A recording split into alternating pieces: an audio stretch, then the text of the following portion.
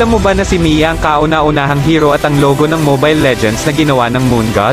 Munton, ang tawag sa mga kalahi ni Mia ay Moon Elves at kaya nilang mabuhay ng ilang libong taon. Sila ay nakatira sa Azria Woodlands kung saan dito makikita ang Tree of Life na kanilang binabantayan. Nung sinalakay nila Alice at Balmond ang Azria Woodlands o ang Moonlit Forest, ay lubhang nasugatan ang kanyang kapatid na hari ng mga elves na si Estes dahil sa pagprotekta sa mga elves. Kaya si Mia muna ang namuno habang nagpapagaling pa si Estes sa Tree of Life. Dahil sa lakas ng mga abyss ay muntika na silang matalo at tumina ang kapangyarihan ng mga elves dahil sa humihinang liwanag ng buwan. Nagdasal si Mia sa Moon Goddess na bigyan sila ng proteksyon, gabay at kapangyarihan. Nadinig ng Moon Goddess ang dasal ni Mia at binigyan siya ng kapangyarihan na kayang maglaho sa liwanag ng buwan, at isang silver bow na kayang maglabas ng 3 liwanag na palaso sa isang tira. Ikinabit rin ni Mia ang isang berdeng hiya sa kanyang silver bow na nagbigay sa kanya ng proteksyon laban sa mga pisikal na pag-atake.